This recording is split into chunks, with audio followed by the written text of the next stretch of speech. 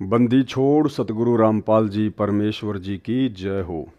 सत्साई भाई और बहनों, परमपिता परमेश्वर सतगुरु रामपाल जी भगवान के आशीर्वाद से यथार्थ भक्ति बोध के सरलार्थ के ऊपर वीडियो बन रहे हैं। आज हमारा ये दूसरा वीडियो है और आज के वीडियो में आदरणीय गरीबदास जी महाराज जी की जीवन लीला के ऊपर परमपिता परमेश्वर सतगुरु रामपाल जी ने प्रकाश डाला है और हमने आदरणीय गरीबदास जी महाराज जी की जीवन लीला को बहुत ही ध्यान से पढ़ना चाहिए। पहली बात तो सतगुरु रामपाल जी भगवान ने अपने कर कमलों से लिखा है, इसको पढ़ने से भी हमें पुण्य की प्राप्ति होगी। और दूसरा, किसी भी महापुरुष की जो कि कबीर पंथ से संबंधित है उसकी जीवनी पढ़ने से वैसे भी हम पुण्य के भागी बनते हैं। और ये जीवनी पढ़ना इसलिए भी ज़रूरी है क्योंकि तीनों समय की जो आरतियां हैं उनमें ज़्यादातर वाणियां आदरणीय गरीबदास जी महाराज जी की ही हैं। तो वीडियो शुरू करने से पहले परम पूज्य सतगुरु रामपाल जी परमेश्वर जी से आशीर्वाद प्राप्त करते हैं, उनका जयकारा लगाते हैं। बंदी छोड़ सतगुरु रामपाल जी परमेश्वर जी की जय हो। परमपिता परमात्मा, सारी सृष्टि के रचनहार, कुल मालिक, असंख्य ब्रह्मांडों के स्वामी, जगत गुरु, तीनों लोकों में प्रवेश करके सबका धारण पोषण करने वाले राजाधिराज, आत्माधार, नाथों के नाथ, देवों के देव महादेव, सर्वेश्वर महेश्वर, मृत्युंजय, अजरो अमर, आदि अनादि, सनातनी प्रभु, जगत पिता जगदीश्वर, श्री श्री 1008 की उपाधि के वास्तविक अधिकारी, अकाल मूरत, सौद स्वरूपी राम वासुदेव, सर्वगतम ब्रह्म, परम पूज्य, प्रथम पूज्य, परम संत, परम पुरुष, परम धनी, परम दयालु, सत्य कबीर, हक्का कबीर, अल्लाहु कबीर, अल्लाहु अकबर, बाखबर, अल्लाह ताला, जगत के तारणहार, जगत के मुक्तिदाता, जगत के जगन्नाथ, हारे के सहारे, हिंदुओं के राम, मुसलमानों के अल्लाह, सिखों के वाहिगुरु, ईसाइयों के मसीह, दया के सागर दया निधि, करुणा के सागर करुणा निधि, स्वयंभू परिभू, संकट मोचन, कष्ट हरण, मंगल करण, दुख भंजन, अविगत कबीर,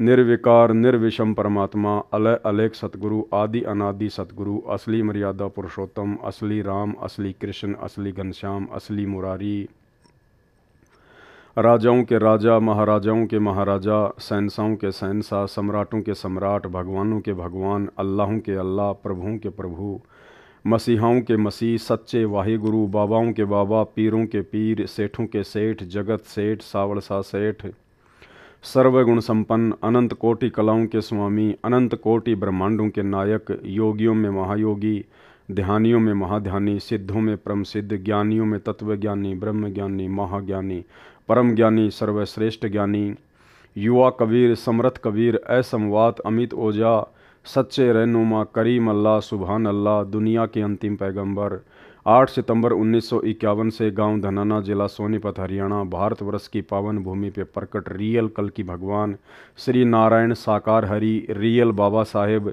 संत श्रोमणी सतगुरु रामपाल जी परमेश्वर जी के चरण कमल में साध संगति से जुड़े हुए हम सभी सत्सेवक भाई बहनों का अनंत कोटि दंडवत प्रणाम। तो भूमिका में सतगुरु रामपाल जी परमेश्वर जी ने 2 शब्द के अंतर्गत आदरणीय गरीबदास जी महाराज जी की जीवन लीला शुरू की है, जो कि 8 पेज की है। तो परमेश्वर हमें क्या समझा रहे हैं? भक्ति बोध की वाणी का सरलार्थ करने से पूर्व कुछ आवश्यक जानकारी करते हैं। भक्ति बोध में अधिक वाणी संत गरीबदास जी महाराज जी की हैं। संत गरीबदास जी का जन्म गांव छुडानी, जिला झज्जर, हरियाणा प्रांत में सन 1717 विक्रमी संवंत सन 1774 में हुआ। गांव छुडानी में गरीबदास जी महाराज जी का नानका है। ये गांव करोथा, जिला रोहतक, हरियाणा के रहने वाले धनखड़ गोत्र के थे। इनके पिता श्री बलराम जी का विवाह गांव छुडानी में श्री शिवलाल सिहाग की बेटी रानी देवी से हुआ था। श्री शिवलाल जी का कोई पुत्र नहीं था, इसलिए श्री बलराम जी को घर जमाई रख लिया था। गांव छुडानी में रहते 12 वर्ष हो गए थे तब संत गरीबदास जी महाराज जी का जन्म छुडानी गांव में हुआ था। अब यहाँ परमेश्वर जी ने आदरणीय गरीबदास जी महाराज जी के रूप में एक भगत के रूप में भूमिका की। तो परमेश्वर जी यहाँ पे जन्म शब्द का यूज कर रहे हैं क्योंकि हमारी चरम दृष्टि को धोखा देते हुए और काल को धोखा देते हुए परमात्मा इस 21 ब्रह्मांड में सतगुरु रूप धारण करके अपना ज्ञान प्रचार करते हैं। जबकि वास्तविकता ये है कि आदरणीय गरीबदास जी महाराज स्वयं ही कबीर परमात्मा थे और इसका जीता जागता उदाहरण प्रमाण आपको परम पूज्य सतगुरु रामपाल जी परमेश्वर जी के मुख कमल से एक छोटा सा 2 मिनट का सत्संग सुनाते हैं, जिसमें परमेश्वर जी ने जिक्र किया कि जब आदरणीय गरीबदास जी महाराज मात्र 3 दिन के थे, मात्र 3 दिन के शिशु रूप में, उस समय उन्होंने अर्जुन और सर्जुन को सार नाम दिया था। तो भाई और बहनों, यदि ये एक भगत होते, आम जन होते, तो 3 दिन की उम्र में कैसे अर्जुन और सर्जुन को, जो कि उन्होंने 650 साल पहले जब ये कबीर दास नाम से काशी में प्रकट हुए थे, तो उन्होंने वचन दिया था अर्जुन और सर्जुन को कि आज से 200-250 वर्ष के बाद में मैं गांव छुड़ानी में आऊँगा, उस समय तुम्हें सारनाम देकर तुम्हारा उद्धार करूँगा। तो जैसे ही आदरणीय गरीबदास जी महाराज लीलामय रूप में गांव छुड़ानी में प्रकट हुए, उन्होंने सौपन के माध्यम से अर्जुन और सर्जुन को बता दिया था कि गांव छुड़ानी में मैं आ चुका हूँ। और मात्र 3 दिन की उम्र में परमेश्वर ने शिशु रूप में अर्जुन और सर्जुन को सार नाम दिया। आप स्वयं सुनिए सतगुरु रामपाल जी परमेश्वर जी के मुख कमल से। और ये सारी बातें भाई और बहनों आपको इसलिए बताई जा रही हैं क्योंकि आगे जब हम यथार्थ भक्ति बोध के सरलार्थ को पढ़ेंगे तो हमने आदरणीय गरीबदास जी महाराज जी को परमेश्वर जी के रूप में ही लेकर चलना पड़ेगा। तभी हमें सतगुरु रामपाल जी परमेश्वर जी का वर्तमान वाला लीलामय जीवन समझ में आएगा। आपका गुरु किस है महाराज? क्या आपके घर में? मेरे घर में अवकाल जो बच्चा पैदा हुआ है 3 दिन का हो रहा है, परसों जो पैदा हुआ। और गुरु कहा ओ गुरु से हमारा ने बोला जी आप यहां पौड़ी में बैठो, मैं लड़के ने यहीं ले आऊंगा। आप चला भी नहीं जा सकता, हाथ जोड़ के न बोलो जोलम हो जाएगा। एक सजाते ही परेशान राड़ा ना लाइयो, गलत जाएंगे कत आम चालेंगे। तो बोला जी चालन जोगे तो कोई ना, चाहे मर जा राम है जाएंगे उसके बारे में आगे उड़ा माथा टेकेंगे। एक 2 या नो पकड़े, 2 या वो पकड़ा, उन लच ले गए बेचारे नो किता किता पाटक दे नो टूटे टूटे से गोडे जाकर उस जहां माता रानी नाम था महाराज जी की माता जी का, जहां माता रानी और बच्चा महाराज बंदी छोड़ लेटे हुए थे उस कमरे में जाकर और छोड़ दिए। इन्हें बोले तुम बाहर हो जाओ। और बाकी बार नो कान लाकर सुने के बात हो रही है। महाराज रानी सुआदी नींद पे और वो नो देखे नो खिड़कियां में देखें के बतलाव से बंदी छोड़ 3-7 दिन के बच्चे नो बोले अर्जुन सर्जुन, और वो लंबे पड़े मुंदे रोए न बोला जचगी था रहे गुरु के प्रति विक्षेप नहीं आकर अगर जी बस भोग लिया हमने जितना भोगना था, बंदी छोड़ पापी जीव से बख्श दो। न बोला आज के बाद प्रण कर लो, कभी भी गुरु के प्रति विक्षेप नहीं लाना। गुरु मानस कर जानते वह नरकइये अंध, महादुखी संसार में आग यम के फल। न बोला बैठे हो, महाराज की शक्ति तो वो एकदम नो बैठे हो गए। न बोला नाम लो, उपदेश दिया और भजन करोगे, भजन किया और जाओ मुक्त हो जाओगे। इतना कह के उसने ठाकर बलराम जी उनके पौड़ी में ले आए। 2-3 दिन वहां डटे, उसी समय शरीर त्याग कर सतलोक। गांव छुड़ानी में रहते 12 वर्ष हो गए थे तब संत गरीबदास जी महाराज जी का जन्म हुआ था। श्री शिवलाल जी के पास 2500 बीघा, बड़ा बीघा जो वर्तमान के बीघा से 2.75 बड़ा होता था, जमीन थी, जिसके वर्तमान में 1400 एकड़ जमीन बनती है। उस सारी जमीन के वारिस श्री बलराम जी हुए तथा उसके पश्चात उनके इकलौते पुत्र संत गरीबदास जी उस सारी जमीन के वारिस हुए। उस समय पशु अधिक पाले जाते थे, लगभग 150 गौवें थी।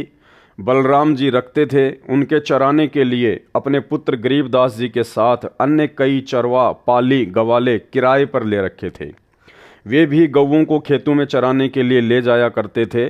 जिस समय संत गरीबदास जी 10 वर्ष की आयु के हुए, वे गायों को चराने के लिए नला नामक खेत में गए हुए थे। फाल्गुन मास को सुदी द्वादशी के दिन लगभग 10 बजे परम अक्षर ब्रह्म एक जिंदा महात्मा के वेश में मिले। कवारी गाय का दूध पिया, जिंदा वेशधारी परमात्मा से ग्वालों ने दूध पीने का आग्रह किया तो परमेश्वर ने कहा कि मैं कंवारी गाय का दूध पीऊँगा।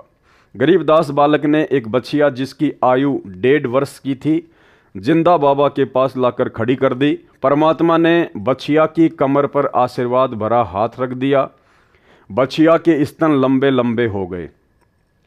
एक मिट्टी के 5 किलोग्राम की क्षमता के पात्र को बछिया के स्तनों के नीचे रखा। स्तनों से अपने आप दूध निकलने लगा। मिट्टी का पात्र भर जाने पर दूध निकलना बंद हो गया। पहले जिंदा बाबा ने पिया, शेष दूध को अन्य ग्वालों को पीने के लिए कहा तो जो बड़ी आयु के ग्वाले संख्या में 10-12 थे कहने लगे कि बाबा जी, कंवारी गाय का दूध तो पाप का दूध होता है, हम नहीं पिएंगे। दूसरे, आप न जाने किस जाति के हो, आपका झूठा दूध हम नहीं पिएंगे। तीसरे, यह दूध आपने जादू जंत्र करके निकाला है, हम पर जादू जंत्र का कुप्रभाव पड़ेगा। भाई और बहनों, परमात्मा कहते हैं सकल पदार्थ है जगमाही और भाग बिना नर पावत नाही। तो इन आत्माओं के भाग्य में वो परमेश्वर जी का जिसको वो झूठा दूध समझ रहे थे वो अमृत दूध इनके भाग्य में नहीं था। यह कहकर जिस जांडी के वृक्ष के नीचे बैठे थे वहां से चले गए। दूर जाकर किसी पेड़ के नीचे बैठ गए। तब बालक गरीबदास जी ने कहा कि हे बाबा जी, आपका झूठा दूध तो अमृत है, मुझे दीजिए। कुछ दूध बालक गरीबदास जी ने पिया। परमेश्वर जिंदा वेशधारी ने संत गरीबदास जी को ज्ञान उपदेश दिया, तत्व ज्ञान बताया। संत गरीबदास जी के अधिक आग्रह करने पर परमेश्वर ने उनकी आत्मा को शरीर से अलग किया और ऊपर के रूहानी मंडलों की सैर कराई। एक ब्रह्मांड में बने सर्वलोकों को दिखाया। श्री ब्रह्मा जी, श्री विष्णु तथा शिव जी से मिलाया। उसके पश्चात ब्रह्मलोक तथा श्री देवी दुर्गा का लोक दिखाया। फिर 10वें द्वार ब्रह्मरंध्र को पार करके ब्रह्मकाल के 21 ब्रह्मांडों के अंतिम छोर पर बने 11वें द्वार को पार करके अक्षर पुरुष के 7 संख्य ब्रह्मांड वाले लोक में प्रवेश किया। संत गरीबदास जी को सर्व ब्रह्मांड दिखाए, अक्षर पुरुष से मिलाया। पहले उसके 2 हाथ थे, परंतु परमेश्वर के निकट जाते ही अक्षर पुरुष ने 10,000 हाथों का विस्तार कर लिया, जैसे मोर पक्षी अपने पंख को फैला लेता है। अक्षर पुरुष को जब संकट का अंदेशा होता है तब ऐसा करता है, अपनी शक्ति का प्रदर्शन करता है। क्या कह रहे हैं परमात्मा? जब 7 संख्य ब्रह्मांडों के स्वामी अक्षर पुरुष को भी संकट का अंदेशा होता है, जब उसको भय लगता है, तब ऐसा करता है, अपनी शक्ति का प्रदर्शन करता है। यानी 21 ब्रह्मांड का स्वामी है काल ज्योति निरंजन और 7 संख्य ब्रह्मांड का स्वामी है अक्षर पुरुष। यानी अक्षर पुरुष के 7 संख्य ब्रह्मांडों के आगे, उसकी शक्ति के आगे ये काल ज्योति निरंजन तो कुछ भी नहीं है। और उसके 10,000 हाथ हैं, जबकि काल के मात्र 1,000 हाथ हैं और अक्षर पुरुष के 10,000 हाथ हैं। और परमेश्वर कह रहे हैं जब अक्षर पुरुष को भी किसी संकट का अंदेशा होता है तो वो अपनी शक्ति का प्रदर्शन करता है। तो भाई और बहनों, इससे एक बात साफ होती है जो परमेश्वर बताते हैं कि कबीर परमेश्वर सतगुरु रामपाल जी के अलावा इस सृष्टि में कोई भी व्यक्ति, कोई भी प्राणी निर्भय नहीं है। सबको भय व्याप्त है, क्योंकि सब जीव हैं, सब आत्मा हैं। तप करके, भक्ति करके सब ने बड़े बड़े जो है वो पद प्राप्त अवश्य कर रखे हैं, लेकिन है सब के सब जीव श्रेणी में। केवल एक ही शक्ति है पूरी सृष्टि में जो निर्विकार है, निर्भय है। निर्विकार निर्भय तू ही और सकल भयमान, और सब पर तेरी साहिबी, तुझ पर साहिब नाय। केवल सतगुरु रामपाल जी परमेश्वर जी, अर्थात वर्तमान में रियल कबीर सतगुरु रामपाल जी के अलावा कोई भी निर्भय नहीं है। अक्षर पुरुष को जब संकट का अंदेशा होता है तब ऐसा करता है, अपनी शक्ति का प्रदर्शन करता है, क्योंकि अक्षर पुरुष अधिक से अधिक 10,000 हाथ ही दिखा सकता है। इसके 10,000 हाथ हैं। क्षर पुरुष यानी काल के 1,000 हाथ हैं, जो गीता अध्याय 10 व 11 में अपना 1,000 हाथों वाला विराट रूप दिखाया। गीता अध्याय 11 श्लोक 46 में अर्जुन ने कहा कि हे सहस्त्र बाहु, अर्थात 1,000 भुजाओं वाले, अपने चतुर्भुज रूप में आइए। संत गरीबदास जी को अक्षर पुरुष के सात संग ब्रह्मांडों के भेद बता व आंखों दिखाकर परमेश्वर जिंदा बाबा 12वें द्वार के सामने ले गया, जो अक्षर पुरुष के लोक की सीमा पर बना है, जहाँ से भंवर गुफा में प्रवेश किया जाता है। जिंदा वेशधारी परमेश्वर कबीर जी ने संत गरीबदास जी को बताया कि जो 10वां द्वार ब्रह्मरंध्र है वह मैंने सतनाम के जाप से खोला था। जो 11वां द्वार है वह मैंने तत् तथा सत जो सांकेतिक मंत्र है उससे खोला था। अन्य किसी भी मंत्र से उन द्वारों पर लगे ताले नहीं खुलते। अब यह 12वां द्वार है, यह मैं सत शब्द अर्थात सार नाम से खोलूंगा। इसके अतिरिक्त किसी नाम के जाप से यह नहीं खुल सकता। तब परमात्मा ने मन ही मन में सार नाम का जाप किया। ये केवल परमेश्वर जी ने मात्र आप और हमें बताने के लिए कि सतलोक में प्रवेश करने के लिए सार नाम की कमाई अति आवश्यक है, और सार नाम की कमाई से ही 12वां द्वार खुल सकता है, जहाँ से हम सतलोक में प्रवेश करते हैं। और किसी भी नकली नाम से, नकली मंत्र से 12वां द्वार, 10वां द्वार या 11वां द्वार नहीं खुलता है। तब परमात्मा ने मन ही मन में सार नाम का जाप किया, 12वां द्वार खुल गया और परमेश्वर जिंदा रूप में तथा संत गरीबदास जी की आत्मा भंवर गुफा में प्रवेश कर गए। फिर सतलोक में प्रवेश करके उस श्वेत गुम्बज के सामने खड़े हो गए, जिसके मध्य में सिंहासन, उर्दू में तख्त कहते हैं, उसके ऊपर तेजो में श्वेत नर रूप में परम अक्षर ब्रह्म जी विराजमान थे, जिनके एक रोम अर्थात शरीर के बाल से इतना प्रकाश निकल रहा था जो करोड़ सूर्यों तथा इतने ही चांदों से मिले जुले प्रकाश से भी अधिक था। इससे अंदाजा लग जाता है कि उस परम अक्षर ब्रह्म सत्य पुरुष जी के संपूर्ण शरीर की कितनी रोशनी होगी। सतलोक स्वयं भी हीरे की तरह प्रकाशमान है। उस प्रकाश को जो परमेश्वर जी के पवित्र शरीर से तथा उसके अमर लोक से निकल रहा है, केवल आत्मा की आंखों से अर्थात दिव्य दृष्टि से ही देखा जा सकता है, चरम दृष्टि से नहीं देखा जा सकता। फिर जिंदा बाबा अपने साथ बालक गरीबदास जी को लेकर उस सिंहासन के निकट गए तथा वहां रखे चवर को उठाकर तख्त पर बैठे परमात्मा के ऊपर डुराने चलाने लगे। बालक गरीबदास जी ने विचार किया कि यह है परमात्मा और यह बाबा तो परमात्मा का नौकर है, सेवक है, जो मुझे अपने साथ नीचे से ऊपर लेके आया है।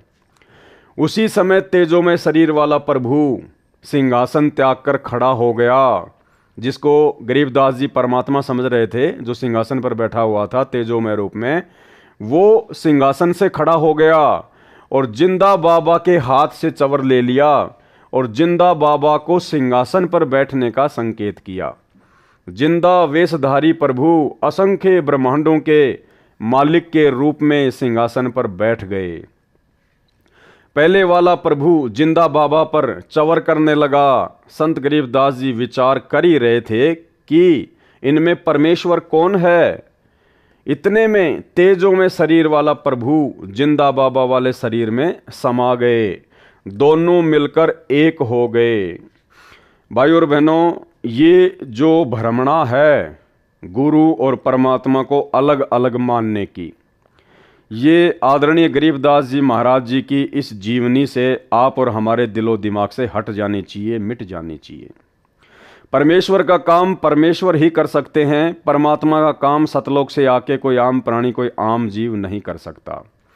परमात्मा कहते हैं जिसका काम उसी को साजे और करे तो मूर्ख बाजे। आज से पहले परमेश्वर ने हमें जितने भी उदाहरण दिए हैं, चाहे वो आदरणीय धर्मदास जी का जीवन हो, गरीबदास जी का हो, मलुकदास जी का हो, दादू जी का हो, नानक जी का हो, सबकी जीवन लीला में एक घटना बिल्कुल कॉमन रही है। क्या?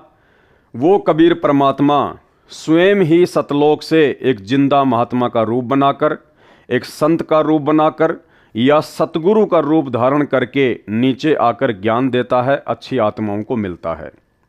आदरणीय धर्मदास जी को भी परमात्मा ने यही कहा कि भाई मैं तो परमात्मा का भेजा हुआ नौकर हूँ, मैं तो परमात्मा का भेजा हुआ दास हूँ, आप लोगों को समझाने के लिए आया हूँ। ये नहीं कहा कि मैं खुद ही कबीर परमात्मा हूँ, मैं खुद ही सत्य पुरुष हूँ। यही लीला आदरणीय गरीबदास जी महाराज जी के साथ हुई, जिंदा महात्मा के रूप में आदरणीय गरीबदास जी महाराज जी को मिले। यही लीला उन्होंने दादू जी के साथ में की और नानक जी को भी बेई नदी पर जिंदा महात्मा के रूप में ही मिले और परमेश्वर का दास बताया, परमेश्वर का प्रतिनिधि बताया, नौकर बताया। और भाई बहनों, उसके बाद में जब वे महापुरुष उस जिंदा महात्मा के साथ में, जिसको वो मात्र एक बाबा समझ रहे थे, संत समझ रहे थे, परमात्मा का भेजा हुआ कोई दूत समझ रहे थे, जब वे सभी आत्माएं सतलोक देखने के लिए उनके साथ में जाती हैं, तो सबके साथ में यही लीला होती है, यही घटना घटित होती है। वहां जाते ही उन सब आत्माओं की चौंध टूट जाती है, उनका भ्रम निवारण हो जाता है। जब वे नीचे से ऊपर जाते हैं जिंदा बाबा के साथ में, और जब वे सतलोक में प्रवेश करते हैं, सिंहासन के पास जाते हैं, तो पहले से ही उनको परमेश्वर अपने किसी अन्य रूप में सिंहासन पर तेजोमय रूप में, नूरी रूप में बैठे हुए मिलते हैं।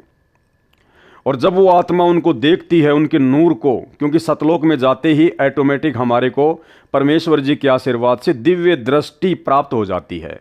हम इस चरम दृष्टि से उस परमेश्वर को नहीं देख सकते, इसलिए सतलोक में जाते ही परमात्मा हमें दिव्य दृष्टि दे देते हैं। तो गरीबदास जी ने देखा कि भगवान तो ये है, परमात्मा तो ये है जो सिंहासन पर बैठा हुआ है, और इनके शरीर में इतना तेज, 1 करोड़ सूरज और 1 करोड़ चांदों की रोशनी यदि इनके एक बाल से तुलना की जाए, तो परमेश्वर के बाल की चमक, नूर, आभा उन 1 करोड़ सूर्य और 1 करोड़ चंद्रमाओं के प्रकाश से भी ज्यादा है, और शीतल, मन को आनंद देने वाली। तो उन सभी भक्तों ने ये सोचा, सभी आत्माओं ने यही सोचा कि परमात्मा तो ये है, और ये जो जिंदा बाबा है ना, जो मेरे साथ आया है, जो मुझे अपने साथ में लेकर आया है, ये तो इसका कोई नौकर है यहाँ का। और फिर वो देखते हैं कि नीचे से जो जिंदा बाबा मुझे लेकर आया है, वो एक चवर उठाता है और पहले से सिंहासन पर बैठे हुए नूरी शरीर वाले परमात्मा के ऊपर चवर करने लगता है। तो उन आत्माओं को दृढ़ विश्वास हो जाता है कि भाई वास्तव में परमात्मा तो यही है जो सिंहासन पर बैठा हुआ है, और जो नीचे से मुझे लेके आया है ये तो इनका नौकर है, इनका सेवक है जिंदा बाबा तो। लेकिन कुछ ही समय बाद में वो क्या देखते हैं कि सिंहासन पर जो बैठा हुआ था नूरी शरीर वाला परमात्मा, वो खड़ा होता है और जिंदा बाबा के हाथ से चवर ले लेता है, और जिंदा बाबा से प्रार्थना करता है, हाथ जोड़कर उनको संकेत करता है कि आप सिंहासन पर बैठिए। और वो जिंदा बाबा सिंहासन पर बैठ जाता है, असंख्य ब्रह्मांडों के स्वामी के तख्त पर, सिंहासन पर, गद्दी पर। और वो तेजों में नूरी शरीर वाला परमात्मा जिंदा बाबा के ऊपर चवर करने लगता है। उसके बाद वो आत्मा भ्रम में पड़ जाती है, जो नीचे से जाती है, कि भाई परमात्मा पहले वाला था या परमात्मा ये है।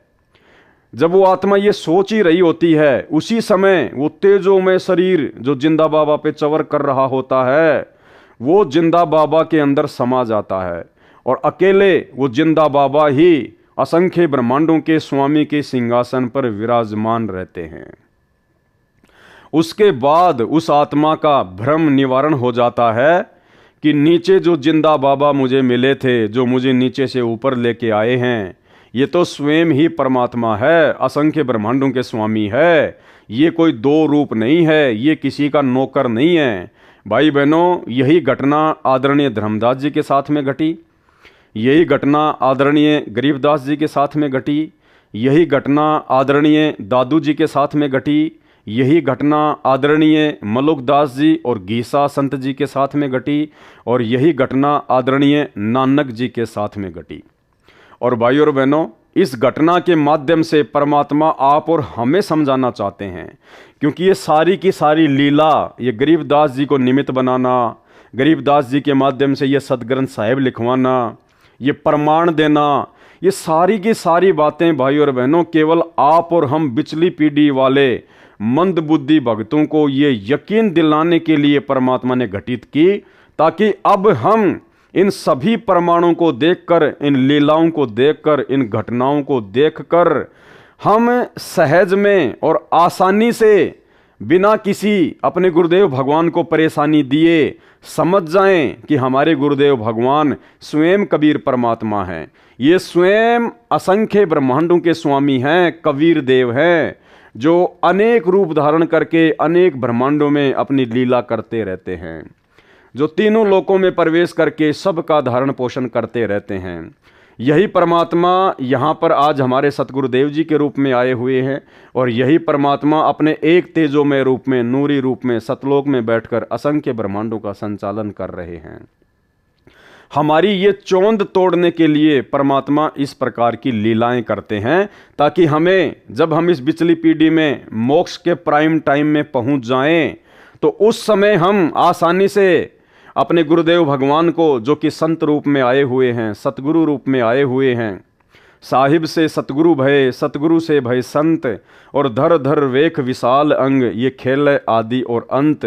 हम केवल इन्हीं को अपना परमात्मा मान लें और अन्य में परमात्मा देखना बंद कर दें। इस कागज़ की फ़ोटो को, जो कि कबीर जी की मानी जाती है, इस काल्पनिक कागज़ की फ़ोटो को हम परमात्मा मानकर पूजना बंद कर दें और पूरा प्रेम, पूरी लगन, पूरा समर्पण, पूरा भाव, पूरी श्रद्धा केवल अपने गुरुदेव भगवान के प्रति ही समर्पित कर दें और इसी जन्म में अपना आत्म कल्याण करवा लें। केवल इसलिए परमेश्वर ने ये इतने सारे हमारे को उदाहरण दिए हैं।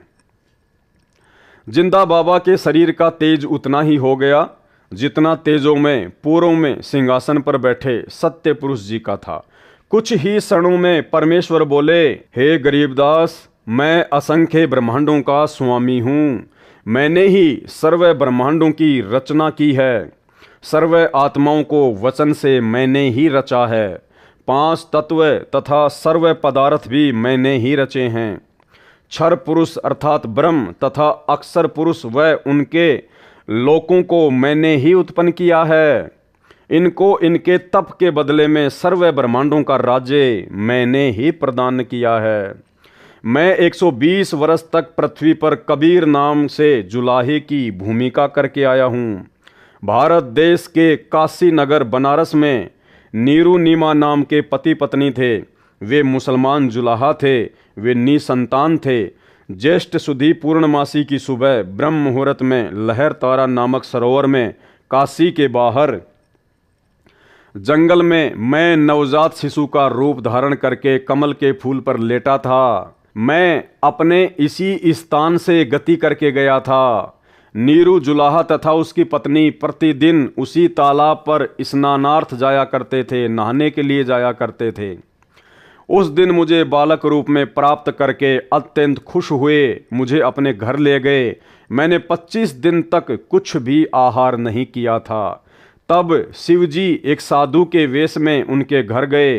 वह सब मेरी प्रेरणा से ही थी। शिव से मैंने कहा था कि मैं कंवारी गाय का दूध पीता हूँ। तब नीरू एक बछिया लाया।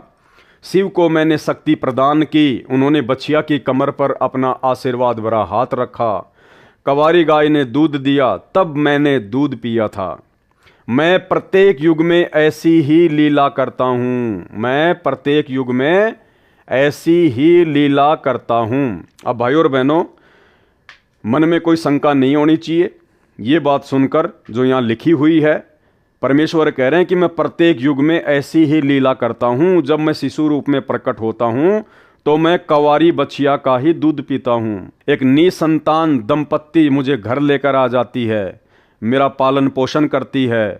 तो आपके मन में ये शंका नहीं होनी चाहिए कि भाई पवनदास तो सतगुरु रामपाल जी परमेश्वर जी को परमात्मा बताता है, अल्लाह बताता है, स्वयं कबीर बताता है, तो सतगुरु रामपाल जी की परवरिश तो कंवारी बच्चियों से नहीं हुई। भाई और बहनों, यहाँ समझना ये है कि ऐसी लीला केवल परमात्मा प्रत्येक युग में एक बार ही करते हैं। जैसे सतयुग में परमात्मा ना जाने कितनी बार आए, कितनी बार सतलोक गए, लेकिन पूरे सतयुग में केवल परमेश्वर ने शिशु वाली जो लीला थी, कंवारी गाय से जो दूध पीने वाली लीला थी, वो केवल एक बार ही की। उसके बाद में द्वापर में परमेश्वर आए मुनिंदर ऋषि के रूप में। उसके बाद में जब त्रेता युग में परमात्मा फिर आए मुनिंदर ऋषि के रूप में, तो परमेश्वर ने केवल एक बार ही वो लीला की थी कुंवारी गाय से दूध पीने की।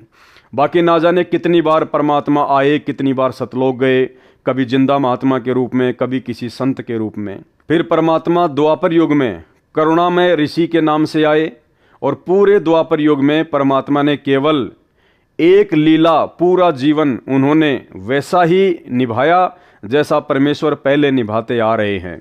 एक निसंतान दंपत्ति उनको उठाकर ले आती है और कंवारी गाय के दूध से फिर परमात्मा की परवरिश होती है। उसके बाद जब कलयुग स्टार्ट हुआ, जब कलयुग का प्रथम चरण शुरू हुआ, तो सन 1398 में फिर परमात्मा ने वही लीला की। एक पूरा जीवन 120 वर्ष तक परमेश्वर ने उसी प्रकार से जिया और शिशु रूप में परमात्मा प्रकट हुए। नीरू और नीमा उनको तालाब से उठाकर ले आए और उसके बाद में कंवारी गाय के दूध से ही परमात्मा की परवरिश हुई। तो ये शंका नहीं होनी चाहिए कि फिर आज सतगुरु रामपाल जी परमेश्वर जी ने कुंवारी गाय का दूध क्यों नहीं पिया। भाइयों और बहनों, ये केवल प्रत्येक युग में परमात्मा एक एक बार ही ऐसी लीला करता है और इस कलयुग में परमात्मा 650 साल पहले वो लीला कर चुके हैं। उसके बाद तो परमात्मा आदरणीय गरीबदास जी महाराज जी के रूप में आए। तो क्या गरीबदास जी के रूप में जब परमात्मा आए तो क्या उन्होंने किसी कंवारी गाय का दूध पिया था? नहीं पिया। ये परमेश्वर समर्थ है, ये कुछ भी कर सकता है, ये बिना खाए बिना पिए स्वयं भी रह सकता है, पूरी सृष्टि को भी रख सकता है। तो ऐसी लीला परमेश्वर केवल प्रत्येक युग में एक बार ही करते हैं। और वो क्यों करते हैं? क्योंकि वेदों में परमात्मा ने अपनी महिमा लिखी है, अपनी पहचान बताई है, ताकि आसानी से साधक परमेश्वर को पहचान लें कि हाँ, भगवान ऐसी ही लीला किया करता है।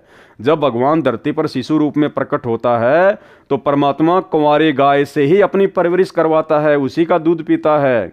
और ये जो लीला है जो वेदों में लिखी हुई है, ये कबीर परमात्मा के अलावा अन्य जितने भी अवतार हैं, कोई भी महापुरुष है, किसी के जीवन में आपको देखने को नहीं मिलेगी।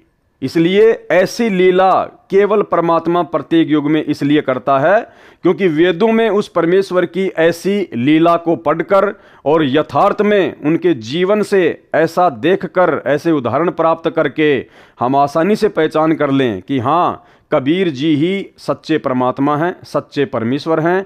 इसके अलावा परमात्मा ना जाने कब कितने रूप में आ जाते हैं, कैसी कैसी लीला करते हैं, जब चाहे जहां वो प्रकट हो जाते हैं, उनकी गति को कोई नहीं जान सकता। इसलिए वर्तमान में कोई भी भाई बहन अपने परम पूज्य परमेश्वर सतगुरु रामपाल जी के प्रति मन में शंका ना करे कि भाई सतगुरु रामपाल जी परमेश्वर जी ने कब कुंवारी गाय का दूध पिया था। ये परमेश्वर हैं। जिस प्रकार जैसी लीला आदरणीय गरीबदास जी महाराज जी ने की, सेम टू सेम लीला सतगुरु रामपाल जी परमेश्वर जी ने की है। आगे आपको गरीबदास जी महाराज जी की जीवनी से और अच्छे से समझाया जाएगा। इसलिए दास बार बार कह रहा है कि आदरणीय गरीबदास जी महाराज जी के जीवन को समझना हम भक्तों के लिए बहुत ज़्यादा आवश्यक है, क्योंकि गरीबदास जी महाराज जी की जीवन लीला को समझे बिना हम सतगुरु रामपाल जी परमेश्वर जी की जीवन लीला को नहीं समझ पाएंगे। जब मैं शिशु रूप में प्रकट होता हूं तब कंवारी गायों से मेरी परवरिश की लीला हुआ करती है। हे गरीबदास, चारों वेद मेरी महिमा का गुणगान करते हैं। वेद मेरा भेद है, मैं ना वेदन के माही, जौन वेद से मैं मिलूं वह वेद जानते नाही। ऋग्वेद मंडल 9 सूक्त 1 मंत्र 9 में लिखा है कि जब परमेश्वर शिशु रूप में पृथ्वी पर प्रकट होते हैं तो उनकी परवरिश की लीला कंवारी गायों द्वारा होती है। मैं सतयुग में सत सुकृत नाम से प्रकट हुआ था, त्रेता युग में मुनिंदर नाम से तथा द्वापर में करुणामय नाम से, और संवत 1455 ज्येष्ठ सुधी पूर्णमासी को मैं कलयुग में कबीर नाम से प्रकट हुआ, वह प्रसिद्ध हुआ था। ये सब प्रसंग सुनकर संत गरीबदास जी ने कहा कि परवरदिगार, यह ज्ञान मुझे कैसे याद रहेगा। तब परमेश्वर जी ने बालक गरीबदास जी को आशीर्वाद दिया और कहा कि मैंने तेरा ज्ञान योग खोल दिया है, अध्यात्म ज्ञान तेरे अंतःकरण में डाल दिया है। अब आप असंख्य युगों के पहले से लेकर वर्तमान तथा भविष्य का ज्ञान भी याद रखोगे। दूसरी ओर नीचे पृथ्वी पर शाम के 3 बजे के आसपास अन्य ग्वालों को याद आया कि गरीबदास नहीं है, लाओ उठाकर। तब एक पाली गया, उसने दूर से आवाज लगाई कि हे गरीबदास आजा, गायों के सामने खड़ा होकर अपनी बारी कर। हम बहुत देर से खड़े हैं। भगत गरीबदास जी नहीं बोले और न उठे, क्योंकि पृथ्वी पर तो केवल शरीर था, जीव आत्मा तो ऊपर के मंडलों की सैर कर रही थी। उस पाली ने निकट जाकर हाथ से शरीर को हिलाया तो शरीर जमीन पर गिर गया। पहले सुखासन पर स्थित था, यानी पहले वो शरीर जमीन पर बैठा हुआ था। ग्वाले ने देखा तो बालक गरीबदास को मृत पाया, मरा हुआ पाया। उसने शोर मचाया, अन्य ग्वाले दौड़े आए। उनमें से एक गांव छुडानी की ओर दौड़ा। छुडानी गांव से गांव कबलाना के रास्ते पर वह जांडी का पेड़ था, जिसके नीचे परमेश्वर जी जिंदा रूप में गरीबदास जी तथा अन्य पालियों के साथ बैठे थे। गांव कबलाना की सीमा के साथ वह खेत सटा हुआ था, जो छुडानी गांव का है, जो गरीबदास जी का अपना ही खेत था। वह स्थान गांव छुडानी से 1.5 किलोमीटर दूर है। गांव छुडानी में जाकर उस पाली ने गरीबदास जी के पिता, माता, नाना, नानी को सब हाल बताया कि एक बाबा ने कवारी गाय का दूध जादू मंत्र करके निकाला। वह दूध हमने तो पिया नहीं, बालक गरीबदास ने पी लिया। हमने अभी देखा तो वह मर चुका है। बच्चे के शव को चिता पर रखकर अंतिम संस्कार की तैयारी कर दी। उसी समय परमेश्वर कबीर जी ने कहा, हे गरीबदास, आप नीचे जाओ, आपके शरीर को नष्ट करने जा रहे हैं। संत गरीबदास जी ने नीचे देखा तो यह पृथ्वी लोक सतलोक की तुलना में नरक लोक के समान दिखाई दे रहा था। जब संत गरीबदास जी ने सतलोक से नीचे देखा अपनी दिव्य दृष्टि से, क्योंकि परमेश्वर ने उनको आशीर्वाद दे दिया था, तो सतलोक की तुलना में परमात्मा कह रहे हैं कि ये पृथ्वी लोक, ये 21 ब्रह्मांड ऐसा है जैसे कूड़ा करकट, कूड़े का ढेर, गंदगी, नरक। भाइयों और बहनों, जिस प्रकार एक सूअर होता है और सूअर सारा दिन गंदगी में नाक रगड़ता रहता है, टट्टी पेशाब में नाक रगड़ता रहता है, गटर में लौटता रहता है, यानी सबसे ज्यादा जो घृणित वस्तुएं होती हैं उनका सेवन सूअर करता है। अब यदि उस सूअर की आत्मा को एक दिन के लिए और किसी राष्ट्रपति या प्रधानमंत्री की आत्मा में डाल दिया जाए और 24 घंटे फिर वो सूअर की आत्मा राष्ट्रपति और प्रधानमंत्री के रूप में 7 स्टार होटल में सोएगा, खाएगा, एरोप्लेन में घूमेगा, 56 प्रकार के पकवान उसके सामने खड़े रहेंगे, लोग उसके सामने हाथ जोड़कर खड़े रहेंगे, जी हुजूर, जी हुजूर। तो भाइयों और बहनों, 24 घंटे समाप्त होने के बाद अब उस सूअर की आत्मा को कहा जाए कि भाई अब आपका समय समाप्त हो गया, आप वापस सूअर के शरीर में जाइए। तो क्या वो आत्मा जो प्रधानमंत्री के शरीर में विराजमान है, जो सर्व सुख भोग रही है, सर्व आनंद भोग रही है, क्या उस आत्मा की आसानी से इच्छा बनेगी वापस सूअर के शरीर में जाने की? क्योंकि जब वो प्रधानमंत्री के शरीर से और सूअर वाली स्थिति को देखेगा, उस जगह को देखेगा, गटर को देखेगा, टट्टी पेशाब को देखेगा, गंदगी को देखेगा, तो उसकी इच्छा नहीं बनेगी कि मैं इस शरीर से निकलकर सूअर के शरीर में चला जाऊं। तो भाइयों और बहनों, ठीक इसी प्रकार सतलोक की तुलना में ये पृथ्वी लोक परमेश्वर ने ऐसा बताया जैसे नरक, नरक यानी सबसे गंदा स्थान। संत गरीबदास जी ने नीचे को देखा तो यह पृथ्वी लोक सत्य लोक की तुलना में नरक लोक के समान दिखाई दे रहा था। संत गरीबदास जी ने कहा, हे प्रभु, मुझे नीचे मत भेजो, यहीं पर रख लो। तब सत्य पुरुष कबीर जी ने कहा कि आप पहले भक्ति करोगे, जो साधना मैं तुम्हें बताऊंगा, उस भक्ति की कमाई शक्ति से फिर यहाँ स्थायी स्थान प्राप्त करोगे। सामने देख, वह तेरा महल है जो खाली पड़ा है। अर्थात भाइयों और बहनों, आदरणीय गरीबदास जी महाराज जी को निमित्त बनाकर परमेश्वर कबीर जी अर्थात सतगुरु रामपाल जी परमेश्वर आप और हम आत्माओं को चेताना चाहते हैं, जागृत करना चाहते हैं। हम सोई हुई आत्माओं को जगाना चाहते हैं कि तुम कहाँ नरक में पड़े हो, इस झोपड़ी में पड़े हो।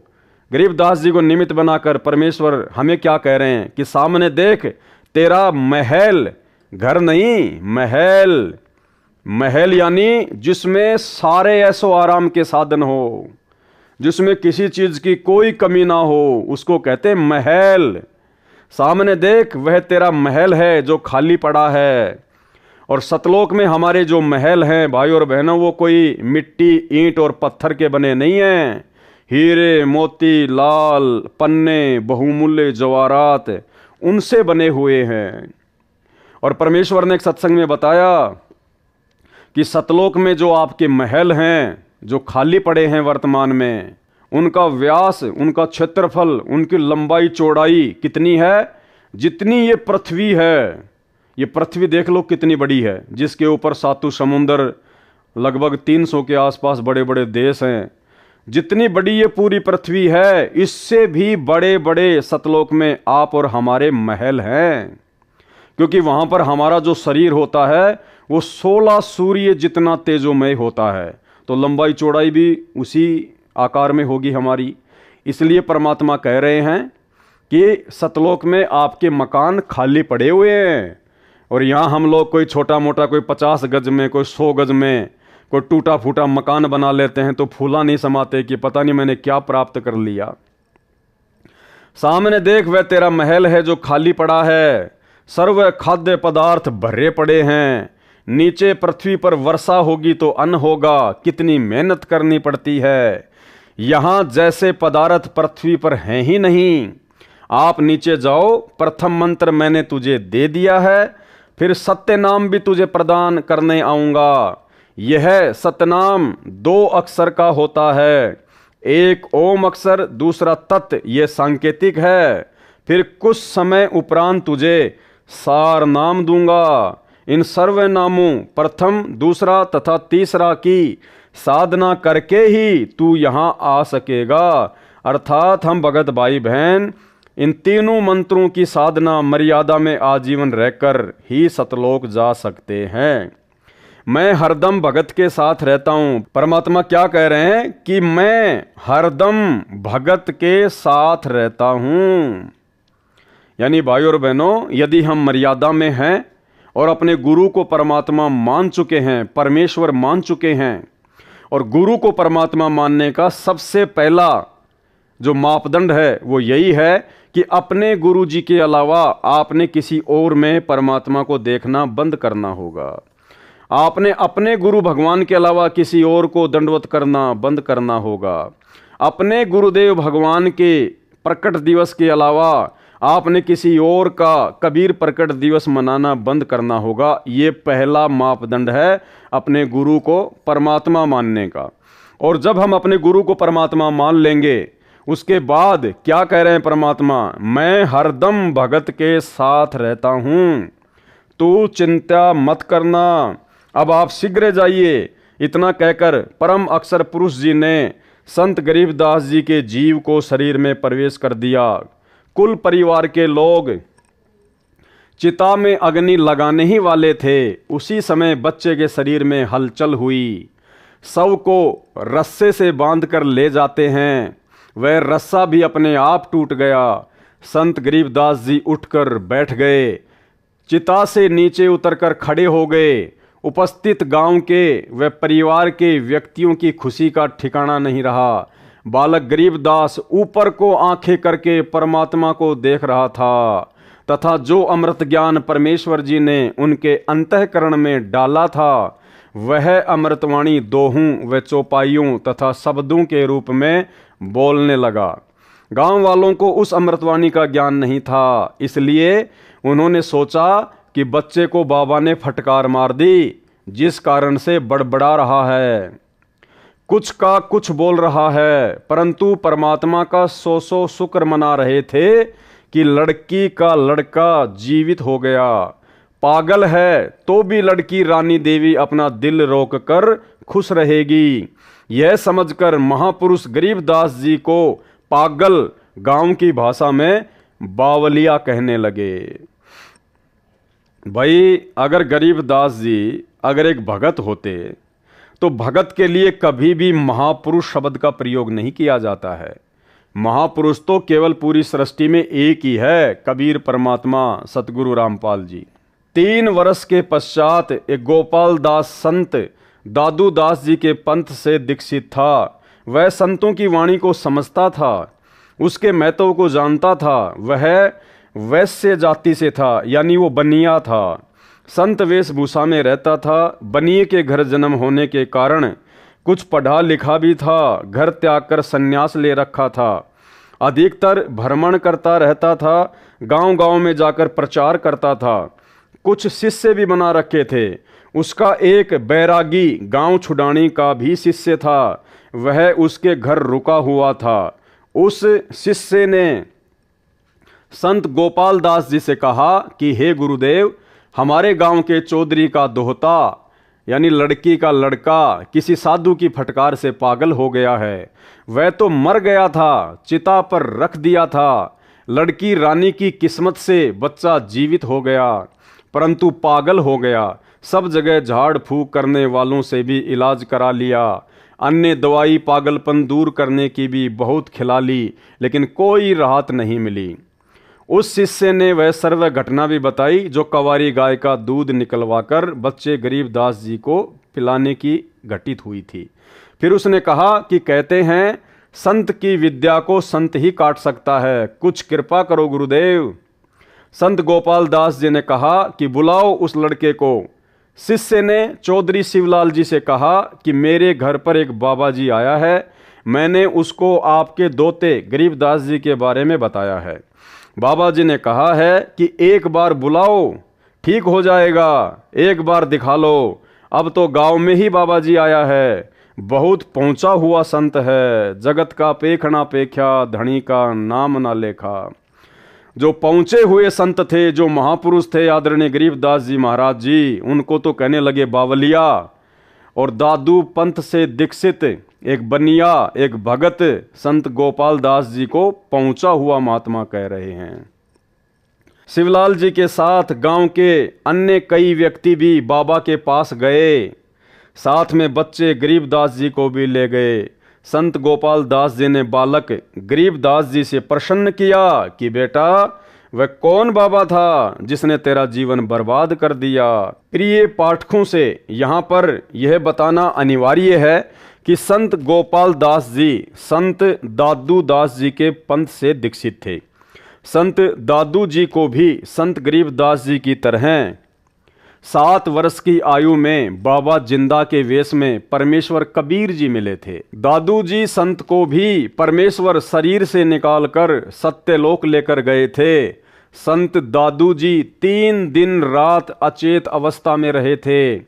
तीसरे दिन वापस सचेत हुए तो कहा था कि मैं परमेश्वर कबीर जी के साथ अमर लोक गया था। वह आलम बड़ा कबीर है, वह सबको रचने वाला है, सर्व सृष्टि का रचनहार है। कहा कि जिन मौकों निज नाम दिया, सो ही सतगुरु हमार, दादू दूसरा कोई नहीं, कबीर सिरजनहार। दादू नाम कबीर की, जय कोई लेवे ओट, उनको कभू लागे नहीं, काल बजर की चोट। अब ही तेरी सब मिटे, काल कर्म की पीड़, श्वास उसास सुमर ले, दादू नाम कबीर। केहरी नाम कबीर का, विषम काल गजराज, दादू भजन प्रताप से, भाग्य सुनत आवाज। इस प्रकार दादू जी के ग्रंथ में वाणी लिखी है। गोपाल दास इस बात को जानता था कि दादू जी को बूढ़ा बाबा के रूप में परमात्मा मिला था। दादू जी मुसलमान तेली था, इसलिए मुसलमान समाज कबीर का अर्थ बड़ा करता है, जिस कारण से काशी वाले जुलाहे कबीर को नहीं मानते। दादू पंथी कहते हैं कि कबीर का अर्थ है बड़ा भगवान, अल्लाहु कबीर, अल्लाह अकबीर कहते हैं। इसी प्रकार श्री नानक देव जी सुल्तानपुर शहर के पास बह रही बेई नदी में स्नान करने गए। परमात्मा जिंदा बाबा के रूप में उस समय मिले थे। उनको भी 3 दिन तक अपने साथ रखा था। सचखंड यानी सतलोक लेकर गए थे, फिर वापस छोड़ा था। एक अब्राहिम सुल्तान अधम नाम का बलक बुखारे शहर का राजा था, इराक देश का रहने वाला था। उसको भी परमात्मा जिंदा बाबा के रूप में मिले थे, उसका भी उद्धार कबीर परमेश्वर जी ने किया था। संत गोपाल दास ने बच्चे गरीबदास जी से प्रश्न किया था कि तेरे को कौन बाबा मिला था जिसने तेरा जीवन बर्बाद कर दिया। संत गरीबदास जी ने उत्तर दिया था कि हे महात्मा जी, जो बाबा मुझे मिला था उसने मेरा कल्याण कर दिया, मेरे जीवन को आबाद कर दिया, वह पूर्ण परमात्मा है। गरीब हम सुल्तानी नानक तारे, दादू को उपदेश दिया, जाति जुलाहा भेद न पाया, काशी माहे कबीर हुआ। गरीब अनंत कोटि ब्रह्मांड का एक रति नहीं भार, सतगुरु पुरुष कबीर है कुल के सृजनहार। गरीब सब पदवी के मूल हैं, सकल सिद्धि हैं तीर, दास गरीब सतपुरुष भजो अविगत कला कबीर। गरीब अजब नगर में ले गए हमको सतगुरु आन, झिलके बिंब अगाध गति हम सूते चादर तान। गरीब सौद स्वरूपी उतरे सतगुरु सत्य कबीर, दास गरीब दयाल है डिगे बंधावे धीर। गरीब अलल पंख अनुराग है सुन मंडल रहे थीर, दास गरीब उधारिया सतगुरु मिले कबीर। गरीब परपटन वह लोक है जहाँ अदली सतगुरु सार, भक्ति हेत से उतरे पाया हम दीदार। गरीब ऐसा सतगुरु हम मिला है जिंदा जगदीश, सुन विदेशी मिल गया छत्र मुकुट है शीस। गरीब जमजोरा जांसे डरे धर्मराय धर धीर, ऐसा सतगुरु एक है अदली असल कबीर। गरीब माया का रस पिय कर हो गए डामाडोल, ऐसा सतगुरु हम मिला ज्ञान योग दिया खोल।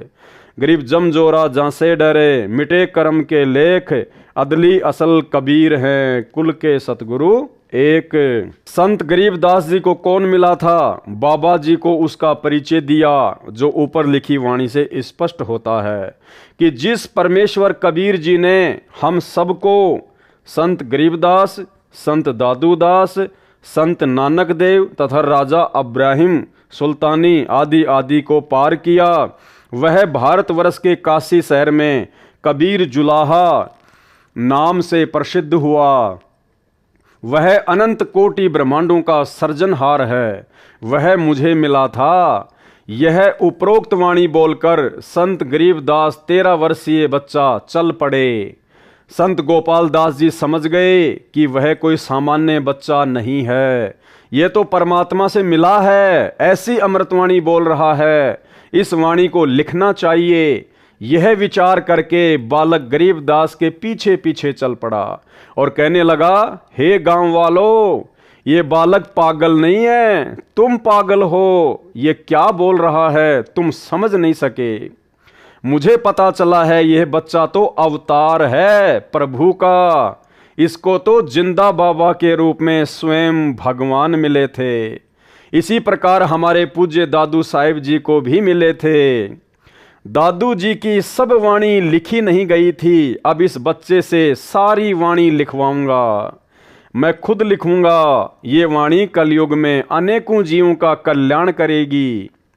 संत गोपाल दास जी के बार बार आग्रह करने पर संत गरीबदास जी ने कहा, गोपाल दास जी यदि पूरी वाणी लिखे तो मैं लिखवाऊं, कहीं बीच में छोड़े तो नहीं लिखाऊंगा।